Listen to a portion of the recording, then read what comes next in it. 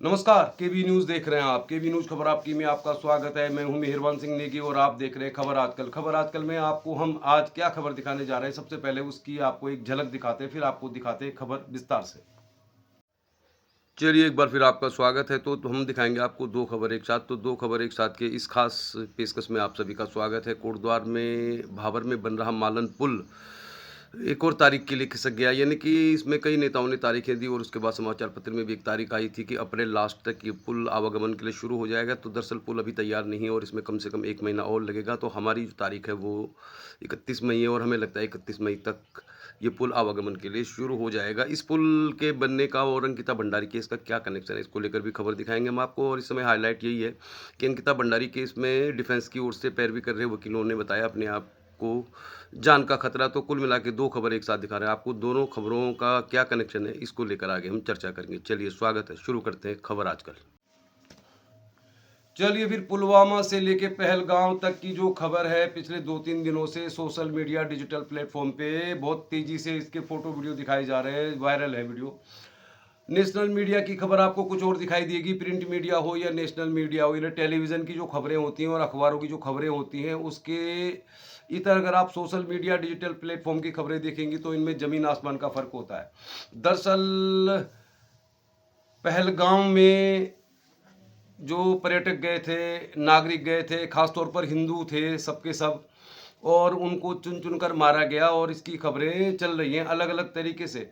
National media में बहुत सारी भाषणबाजी भी दिखाई जा रही है, नेताओं के बयान भी दिखाए जा रहे हैं और हमेशा एक डायलॉग हमेशा इस्तेमाल होता है, हमलावरों को बख्शा नहीं जाएगा, कड़ी कार्रवाई होगी। तो अगर कड़ी कार्रवाई पुलवामा हमले के बाद हो जाती तो फिर पहलगांव का हमला नहीं होता। इसको माना है सर्वदलीय बैठक में, राष्ट्रीय जो पार्टी है यानी सरकार है उसका भी मानना है कि इसमें कुछ ना कुछ चूक हुई है। सबसे बड़ा सवाल यही है कि 1.5 घंटे तक जिस तरह से तांडव हुआ, जिस तरह से कश्मीर के पहलगांव में 1.5 घंटे तक 6 आतंकवादियों ने बड़े आराम से 26 लोगों की हत्या कर दी धर्म पूछकर और आराम से वो चले भी गए। तो ये भारत की जो खुफिया एजेंसी है, कश्मीर में चप्पे चप्पे पे सेना है, पुलिस बल है, हमारे पास इतने सारे हथियार है, राफेल विमान है, असॉल्ट मिसाइलें हैं, इतनी सारी आधुनिक तकनीक की बंदूकें हैं और पिस्तौलें हैं, लेकिन 6 के 6 आतंकवादी चले भी गए वारदात करने के बाद। तो सबसे बड़ा सवाल, 1.5 घंटे तक क्या कश्मीर में पुलिस को मालूम नहीं चला, सेना को मालूम नहीं चला कि एक ऐसी जगह जहाँ पे हजारों पर्यटक हैं वहाँ पर सुरक्षा नहीं है।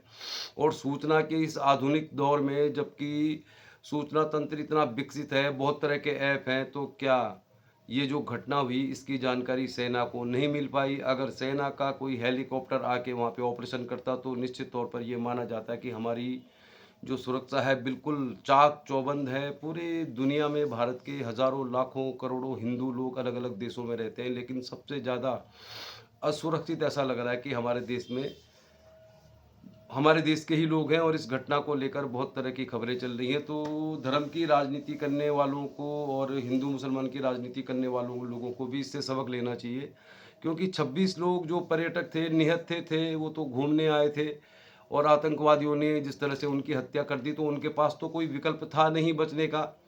और एक व्यक्ति इसमें मुस्लिम भी मारा गया जो संभवतः उसको ज़रूरत नहीं थी, वो बच भी जाता, लेकिन उसने आतंकवादियों की इस हत्याकांड का विरोध किया, उनकी राइफल छीनने की कोशिश की, तो उसकी भी मौत हो गई। कुल मिला के खबर को उस तरह से ही दिखाया जाना चाहिए जिस तरह की खबर है। और निश्चित तौर पर धर्म के नाम पर लोगों की हत्या करना एक कायरतापूर्ण काम है और इसकी जितनी निंदा की जाए उतनी कम है। लेकिन सुरक्षा एजेंसियों का भी इसमें फेलियर है और इस पर ही बात होनी चाहिए कि भाई जम्मू कश्मीर में लाखों सैनिक हैं, पुलिस है, सिक्योरिटी है, तमाम खुफिया एजेंसियां हैं, इसके बावजूद एक ऐसी जगह जहां पे 2000 से ज़्यादा पर्यटक थे वहां पे सुरक्षा की कोई व्यवस्था नहीं थी और 1.5 घंटे तक हत्याकांड होने के बाद भी वहां पे न फौज पहुंची, न सेना पहुंची, न पुलिस पहुंची, कोई भी नहीं पहुंचा। तो लाख टके का सवाल यही है कि जो सारी सुरक्षा है क्या वो नेताओं के लिए है, आम नागरिकों के लिए सुरक्षा क्यों नहीं है? हम तो फिलहाल इतना ही कहेंगे। चलिए फिर ये खबरें सोशल मीडिया डिजिटल प्लेटफॉर्म पर भी बहुत ज़्यादा वायरल हैं, बहुत सारे फोटो वीडियो डाले जा रहे हैं और निश्चित तौर पर 26 लोगों की हत्या नहीं हुई। इन 26 लोगों की हत्या से उन हजारों लोगों के जख्म हरे हो गए जो कश्मीर में सेना के लोग शहीद हुए, आतंकवादियों के साथ मुठभेड़ में लोग मारे गए, पुलवामा में शहीद हुए लोग हों, हजारों को लोग जिनकी कश्मीर के साथ बहुत दुखद यादें हैं, उनके बीच जख्म हरे हो गए और जाने वाले कभी लौट कर नहीं आते, उनकी यादें आती हैं। तो सरकार आज कितना भी वादा कर ले, लेकिन ये माना जाएगा कि इसमें इंटेलिजेंस का फेलियर था। चलिए फिर आपको दिखाते हैं खबर आजकल कोटद्वार की। कोटद्वार में अंकिता भंडारी केस को लेकर सबसे ताजा अपडेट आया है। आज अंकिता भंडारी केस में फिर सुनवाई होनी है। 23 तारीख को अंकिता भंडारी केस में डिफेंस के जो वकील थे, यानी कि पुलकित आर्य, सौरभ भास्कर और अंकित गुप्ता की जो पैरवी कर रहे हैं मुख्य वकील अनुज पुंडीर हैं, जो रुड़की के रहने वाले हैं, और कोटद्वार के एक स्थानीय वकील जो शुरुआत से लेकर अब तक चर्चा में हैं, उन्होंने कोर्ट में एक एप्लीकेशन दे दी कि हमारी जान को खतरा है। तो क्या अंकिता भंडारी केस में इन वकीलों की जान को वाकई खतरा है? इन लोगों ने कोर्ट में 23 तारीख को गवाही, मतलब जो बहस होनी थी, उसमें हिस्सा नहीं लिया, ये कहकर कि जस्टिस फॉर अंकिता कमेटी के जो लोग प्रदर्शन कर रहे हैं उनसे इनकी जान को खतरा है। अभी तक कोर्ट में पुलकित आर्य, सौरभ भास्कर, अंकित गुप्ता जो हर हफ्ते हर तारीख पे आते हैं, उन्होंने नहीं कहा कि उनकी जान को खतरा है। तो वकीलों की जान को कैसे खतरा है? इसकी तहकीकात पुलिस को करनी चाहिए। और अनुज पुंडीर का कहना है कि उनका पीछा भी किया गया। तो निश्चित तौर पर अंकिता भंडारी केस में सीबीआई की जांच की तो मांग खारिज होगी, लेकिन इन वकीलों ने जो कोर्ट में एप्लीकेशन दी है, इसकी जांच करनी चाहिए। जस्टिस फॉर अंकिता भंडारी के जो लोग हैं वो कभी कभी कोर्ट के बाहर नारेबाजी करते हैं, प्रदर्शन करते हैं, और वो पुलकित आर्य को फांसी दो और वकील के खिलाफ भी कुछ ना कुछ बात कह रहे थे। तो फिर क्या ये वाकई लोग इतने खतरनाक हैं कि इनसे अमित सजवान जो वकील हैं कोटद्वार के स्थानीय, और जो अनुज पुंडीर इस केस में पैरवी कर रहे हैं आरोपियों की, उनकी जान को वाकई खतरा है? इसकी जानकारी तो पुलिस को देनी चाहिए और इन लोगों को तमाम सबूत पुलिस को मुहैया कराने चाहिए जिनको इन्होंने कोर्ट में एप्लीकेशन में कहा है। अब इसकी तारीख आज है, आज ही कोर्ट में इसकी सुनवाई होगी और एडीजे रीना नेगी की अदालत में चल रहा है। केस आखिरी चरण में है, इसमें फैसला आने वाला है, और फैसला आने से पहले जिस तरह की घटनाएं आ रही है तो इसको लेकर हम तो कुछ कह नहीं सकते। लेकिन आज क्या सुनवाई होगी, आज क्या बहस होगी, क्या आज बहस में हिस्सा लेंगे अनुज पुंडीर और अमित सजवान ने तो खैर इस केस से खुद को अलग कर दिया है। अब कोटद्वार के वकील इस केस में शुरू से चर्चा में है।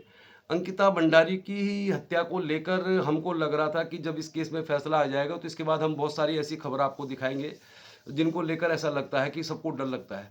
यानी जो पैरवी कर रहे वकील हैं उनको भी डर लगता है। Ankita Bhandari, justice for Ankita Bhandari committee को भी ऐसा लग रहा है कि डर लगता है। हमने कल बहुत सारी कोशिश की इनसे बातचीत करने की कि आपको लेकर ये कहा जा रहा है कि आपसे उनकी जान को खतरा है, तो ये लोग बयान देने के बजाय, वीडियो डालने के बजाय मुकर गए, साफ मुकर गए। लेकिन हो सकता है इनको भी डर लगता हो। रेणु बिष्ट की गवाही कोर्ट में क्यों नहीं हुई, ये मुद्दा हम आपको बार बार उठा रहे थे, लेकिन हमने सोचा कि इस मुद्दे की खबर आपको हम अंकिता भंडारी केस का फैसला आने के बाद ही बताएंगे, क्योंकि कोर्ट का मामला है और कोर्ट के मामले में हमारी भी कुछ सीमा है।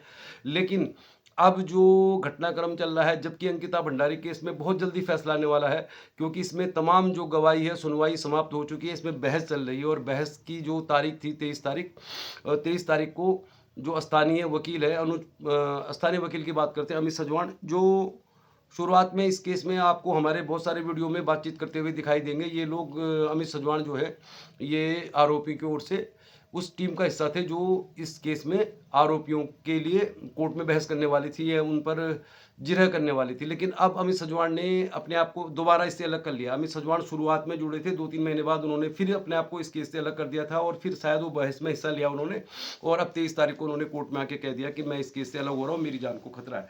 अमित सजवान के बहुत सारे फोटो वीडियो सोशल मीडिया में वायरल हो रहे थे, जिनमें उनकी पृष्ठभूमि को लेकर बहुत सारे लोग सवाल उठा रहे थे। मतलब राष्ट्रीय स्वयंसेवक संघ की बैठक में उनकी तस्वीरें वायरल हो रही थी, तो बहुत तरह के आरोप लग रहे थे। और सबसे बड़ा सवाल तो यही है, जब कोटद्वार बार एसोसिएशन ने कहा था कि कोटद्वार का कोई भी बार एसोसिएशन का वकील आरोपियों की ओर से केस नहीं लड़ेगा, तो फिर क्या हुआ तेरा वादा? कुल मिला के अब इस मामले में वकील भी चर्चा में आ रहे हैं। शुरुआत में जब अंकिता भंडारी के परिजनों ने शासकीय जो वकील थे रावत, उनके खिलाफ मोर्चा खोल दिया था, उन्होंने कहा कि ये वकील ठीक से कार्रवाई नहीं कर रहे, तो इस केस में वकील चर्चा में आ गए थे और उसके बाद वकील को बदल दिया। सरकारी वकील की जगह अवनीश नेगी वकील के तौर पर नियुक्त हुए और उनके साथ भी बहुत तरह इस तरह की बातें आई कि वो भी काफ़ी दबाव में थे। तो कुल मिला के अंकिता भंडारी केस में हम यही कह सकते हैं कि ऋतिक रोशन और सलमान खान भले ही कोल्ड ड्रिंक का कितना भी प्रचार कर ले, लेकिन हम भी यही मानते हैं कि डर सबको लगता है, गला सबका सूखता है। और चूंकि अब इस केस में जिस तरह के आरोप लगाए हैं, मतलब अनुज पुंडीर और अमित सजवान ने कोर्ट में एक एप्लीकेशन दे दी 23 तारीख को, जबकि जिरह होनी थी कि हमारी जान को खतरा है। तो और फिर इसके बाद हमने कोशिश की जस्टिस फॉर अंकिता कमेटी को लेकर जो प्रदर्शन करते हैं उन लोगों से बातचीत करने की, तो उन्होंने भी हमसे कोई बातचीत की नहीं। हमने कहा आप सफाई दे दो, तो ऐसा लग रहा है सबको डर लगता है। रेणु बिष्ट की गवाही को लेकर भी हमको यही लगता है कि इस केस में रेणु बिष्ट की गवाही होनी चाहिए थी, लेकिन इस काम को कराना था अंकिता भंडारी की पैरवी कर रहे वकील को। लेकिन ऐसा लग रहा है कि सबको डर लगता है, सबके ऊपर कुछ ना कुछ दबाव है, गला सबका सूखता है और डर के आगे जीत है कि नहीं। लेकिन अंकिता भंडारी केस का मालन पुल से क्या कनेक्शन है, इसको लेकर भी हम बातचीत करेंगे, क्योंकि दोनों मामलों में कुछ ना कुछ ऐसी समानता है कि वो हम आपको ज़रूर शेयर करना चाहेंगे। लेकिन अंकिता भंडारी केस में आज सुनवाई होनी है, तो कल एक बार फिर हम आपको बताएंगे कि आज क्या शामिल होंगे अनुज पुंडीर।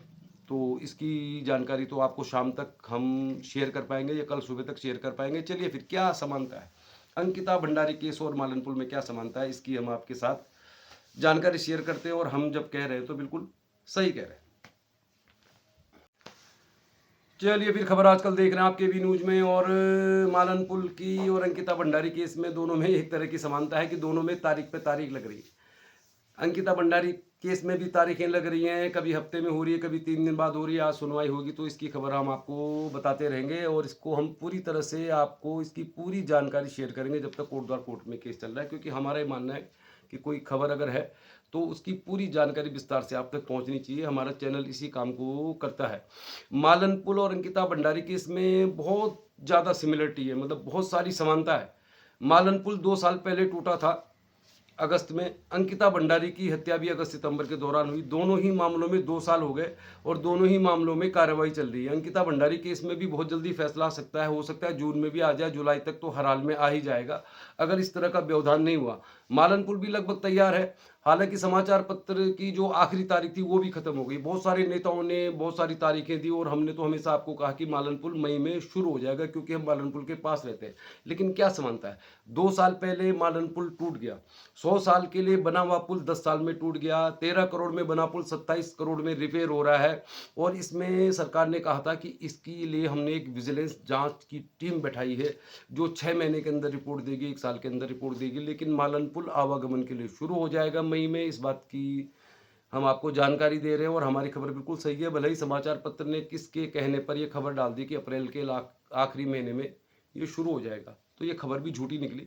इस समाचार पत्र ने ही कुछ साल पहले खबर दी थी कि मेडिकल कॉलेज के लिए 25 करोड़ की पहले किस्त जारी होगी, और इसी समाचार पत्र में ऋतु खंडूड़ी भूषण का बयान आता है कि एक जिले में एक मेडिकल कॉलेज बनेगा। तो मीडिया को लेकर जिस तरह की खबरें आती रहती हैं, जिस तरह की बातें लोग करते हैं, तो उसका तो कश्मीर में भी देखा गया। कश्मीर में भी नेशनल मीडिया के बड़े बड़े पत्रकारों को वहाँ के लोगों ने गो बैक करके भगा दिया। तो हम नहीं कह रहे कि मीडिया बहुत गलत है, लेकिन मालनपुल को लेकर जो खबर दी गई थी कि अप्रैल के आखिरी सप्ताह में, यानी कि आजकल में शुरू हो जाएगा, तो हम आपको कहेंगे कि आजकल में शुरू नहीं होगा। और हमने आपको पहले भी कहा था, आज भी कह रहे हैं हम, कि मई में ये पुल आवागमन के लिए शुरू हो जाएगा। दोनों में समानता यही है कि न तो मालनपुल की विजिलेंस जांच की रिपोर्ट आएगी, सरकार की जो नुमाइंदगी कर रही विधायक हैं ऋतु खंडूड़ी भूषण, उन्होंने कहा था कि इस मालनपुल के टूटने के कारणों के लिए हमने एक विजिलेंस जांच बैठाई है जिसकी रिपोर्ट आएगी तो मालनपुल तो शुरू हो जाएगा, लेकिन इसकी रिपोर्ट कभी नहीं आएगी, ऐसा अभी तक लग रहा है। और समाचार पत्रों को इसकी जानकारी लेनी चाहिए, क्योंकि उनके पास ज़्यादा माध्यम है, बहुत बड़ा प्रिंट मीडिया है। उत्तराखंड का नंबर 1 नंबर 2 के समाचार पत्र हैं या कोटद्वार के बड़े बड़े जो पत्रकार हैं, उनको इस खबर की जानकारी लेनी चाहिए। हम तो खबर दुर्गापुरी से दिखाते कि भाई विजिलेंस जांच की रिपोर्ट कब आएगी। उसी तरह अंकिता भंडारी केस में भी फैसला तो आ जाएगा, हो सकता है आरोपियों को सजा भी हो जाए, लेकिन वीआईपी कौन था, मालनपुल की मलाई खनन की कौन खा रहा था, और अंकिता भंडारी केस में वीआईपी कौन था। दोनों में यही समानता है, दोनों में दोनों चीजें कभी सामने नहीं आएंगी, क्योंकि सुप्रीम कोर्ट ने भी सीबीआई जांच को लेकर इनकार कर दिया है, वीआईपी की जांच को लेकर इनकार कर दिया है, और मालनपुल को लेकर भी ऐसा लग रहा है कि ये मालनपुल 100 साल के लिए बना था, 10 साल में टूट गया।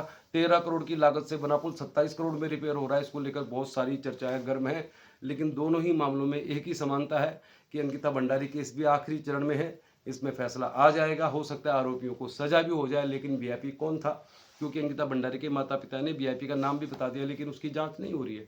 मालनपुल क्यों टूटा, इसकी विजिलेंस जांच आएगी या नहीं आएगी, यही दोनों समानताएं हैं। दोनों ही 2 साल पहले की घटनाएं हैं। 2 साल पहले मालनपुल टूटा, 2 साल पहले अंकिता भंडारी की हत्या हुई, और ऐसा लग रहा है कि कोई भी इसमें कुछ बोलना नहीं चाहता कि मालनपुल क्यों टूटा, इसकी विजिलेंस जांच क्यों नहीं आ रही है इस रिपोर्ट सामने, न इसको मीडिया हाउस बता रहे हैं, न कोटद्वार के बड़े बड़े पत्रकार बता रहे हैं।